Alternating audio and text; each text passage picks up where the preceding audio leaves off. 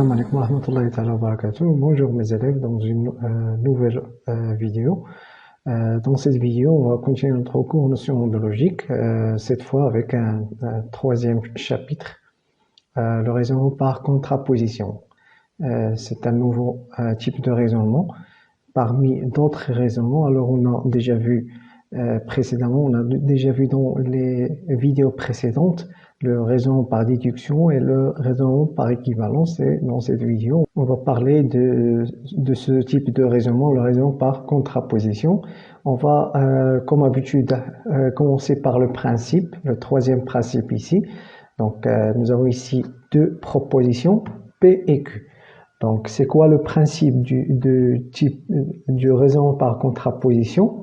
Donc, pour montrer qu'une implication est vraie, P implique Q est une proposition vraie ou bien implication vraie, il faut et il suffit. Donc ici, nous avons une équivalence. Il faut et il suffit de montrer quoi?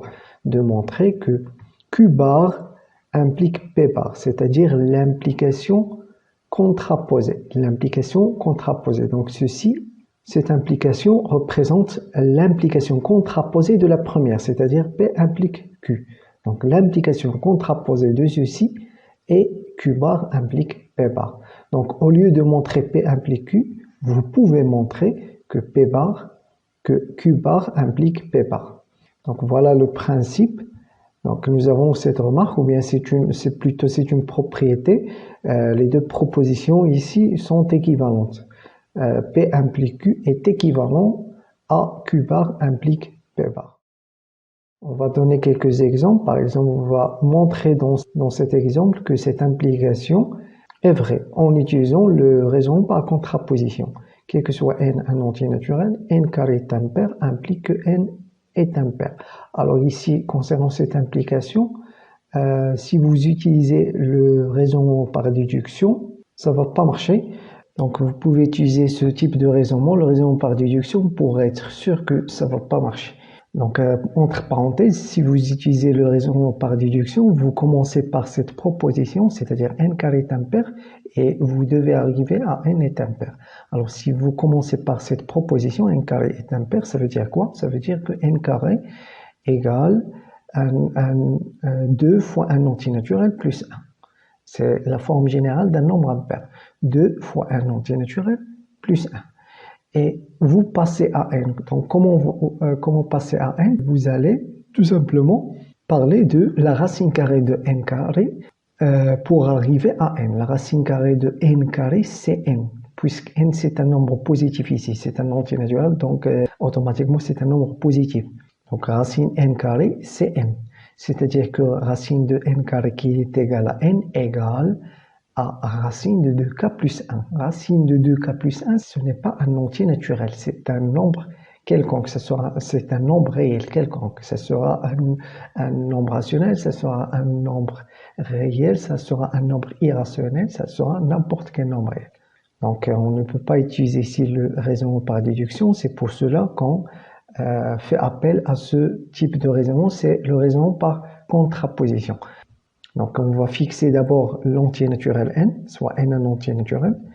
Donc, au lieu de montrer cette implication, c'est-à-dire n carré est impair implique que n est impair, vous pouvez montrer en utilisant le raisonnement par contraposition que la négation de ceci, de la deuxième proposition, implique la négation de la première proposition. C'est-à-dire la négation de n est impair implique la négation de n carré est impair. C'est-à-dire quoi? C'est-à-dire que n est pair. Donc, c'est quoi la négation de n est impair? C'est n est pair.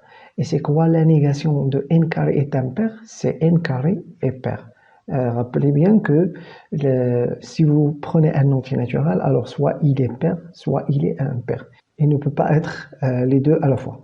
Donc, au lieu de montrer la première implication qu'on a déjà donnée, vous pouvez montrer l'implication contraposée. Voilà l'implication, son implication contraposée. La voilà, n est pair implique que n carré est pair. Et pour montrer cette implication, vous allez utiliser le raisonnement par déduction, ou bien le raisonnement déductif. Ici, on va travailler simplement ici On va commencer par cette proposition, c'est-à-dire n est pair et on doit arriver à n carré est pair. Donc voilà, n est pair, ça veut dire quoi? La forme générale d'un nombre pair, c'est 2 fois un entier naturel, c'est-à-dire, donc implique, ici nous avons plus qu'implication, nous avons une équivalence, mais on a juste besoin d'une implication. Donc ça implique qu'il existe un entier naturel n tel que n égale à 2k. Vous continuez, votre objectif c'est d'arriver à n carré. N carré, donc ceci implique quoi? Ceci implique que n carré est égal à 2k entre parenthèses au carré. Donc vous faites ici au carré, ici au carré, ça c'est simple. Si vous avez a égale à p, alors a au carré, ça implique que a au carré égale à b au carré. Ceci implique encore que n au carré est égal à 4k au carré. Donc ce terme au carré est égal à 4k au carré. C'est-à-dire, donc notre objectif, c'est d'arriver à 2 fois un entier naturel. Donc on peut factoriser ici par 2, c'est 2 facteurs de 2k au carré, c'est-à-dire 2 fois un entier naturel, c'est-à-dire un nombre pair. Donc n carré, on a trouvé que si n est pair, alors n carré est pair. Et d'après le raisonnement par contraposition, on déduit quoi? On déduit que n carré et un pair implique que n est un pair est une implication vraie pour tout entier naturel, quel que soit n appartienne à n. Deuxième exemple, on va montrer dans cet exemple que l'implication, quel que soit x appartienne à Rx différent de 0, x différent de moins 2, implique que la valeur absolue de x plus 1 est différent de 1, est une implication vraie. Donc comment on va faire ça? Comme auparavant, on fait appel à notre raisonnement, le raisonnement par contraposition. Donc soit x déjà un nombre réel, on va fixer notre x un représentant pour montrer que x différent de 0 et x différent de moins 2 implique que x plus 1 en valeur absolue est différent de 1. Vous pouvez montrer, en utilisant le raisonnement par contraposition, que la négation de la valeur absolue de x plus 1 différent de 1 implique la négation de x différent de 0 et x différent de moins 2. Donc c'est quoi la négation de la valeur absolue de x plus 1 différent de 1? C'est quoi? C'est la valeur absolue de x plus 1 égale à 1. Donc ici différent, ça devient égal. C'est quoi la négation de ceci, de cette proposition? X différent de 0, x différent de 2. Donc différent, ça devient égal. La conjonction devient disjonction, c'est-à-dire et devient ou, et x différent de moins 2 devient x égale à moins 2. Donc c'est-à-dire quoi? C'est-à-dire vous pouvez montrer l'implication contraposée, c'est-à-dire la valeur absolue de x plus 1 égale à 1 implique que x égale à 0, ou bien x égale à moins 2. On a alors la valeur absolue de x plus 1 implique. Donc on va commencer par cette proposition, c'est-à-dire la valeur absolue de x plus 1 égale à 1. On doit arriver à x égale à 0 ou bien x égale à moins 2. Et vous remarquez, quand vous êtes en train d'utiliser le raisonnement par contraposition, vous avez une seule étape à faire. Après cette étape, vous allez arriver au raisonnement par déduction. C'est-à-dire que les étapes suivantes se rentrent dans le type de raisonnement par déduction.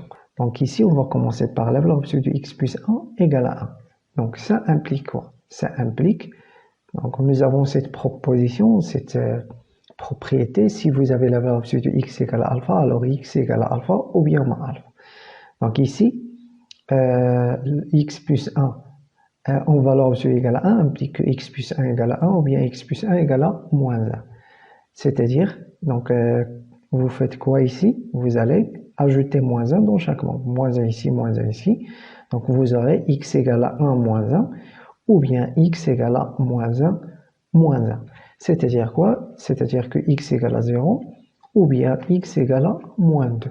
Donc voilà notre implication, on a montré notre implication en utilisant le raisonnement par déduction et enfin d'après le raisonnement par contraposition, on a terminé alors notre implication, c'est-à-dire quel que soit x appartienne à R, x différent de 0 et x différent de moins 2 implique que la valeur absolue de x plus 1 différent de 1 est une implication vraie. Donc voilà, c'est terminé pour cette vidéo. J'espère que vous avez compris et à la prochaine fois. Merci.